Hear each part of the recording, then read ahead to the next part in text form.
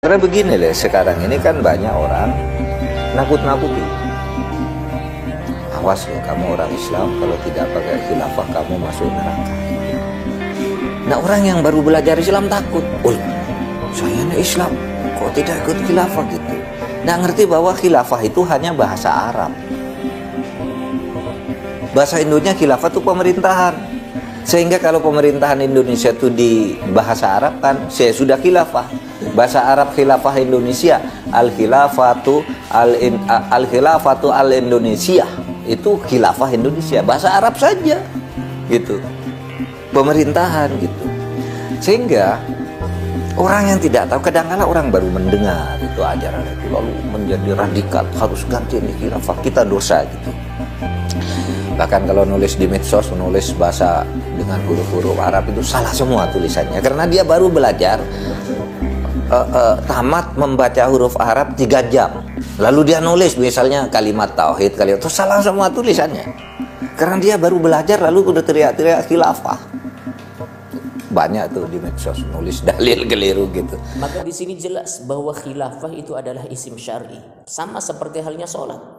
Walaupun secara bahasa sholat itu artinya doa, tapi secara istilah, secara syariat, sholat itu hiya al-ibadatu tuftahu bitakbiri wa tukhtamu bisalami, yakni perkara ibadah yang diawali dengan takbir dan diakhiri dengan salam. Itulah sholat.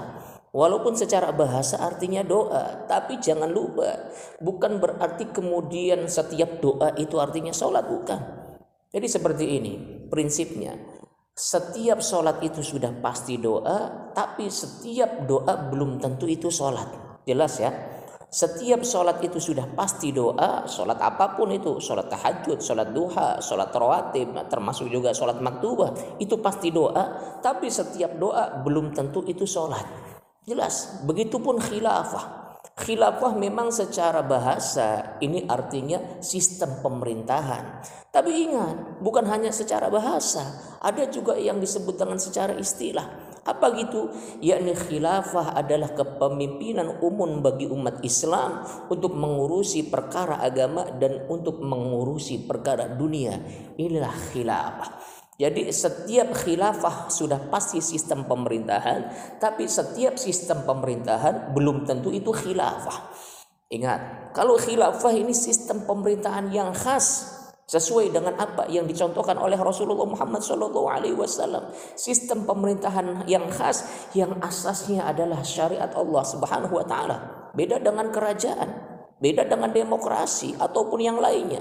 Kalau khilafah harus menerapkan syariat Islam. Kalau khilafah pemimpinnya harus seorang muslim. Kalau khilafah harus kemudian menegakkan syariat Islam secara kafah. Inilah khilafah. Tapi kalau demokrasi itu belum tentu kemudian menerapkan Islam. Kalau khilafah orang Islam wajib jadi pemimpin. Kalau sistem demokrasi tidak mesti orang Islam, orang kafir pun boleh jadi pemimpin. Itulah perbedaan antara sistem khilafah dengan sistem demokrasi ataupun yang lainnya.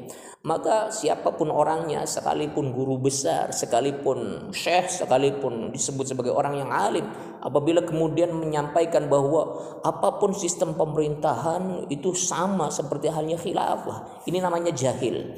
Kenapa? Karena demokrasi bukanlah khilafah dan khilafah bukan demokrasi.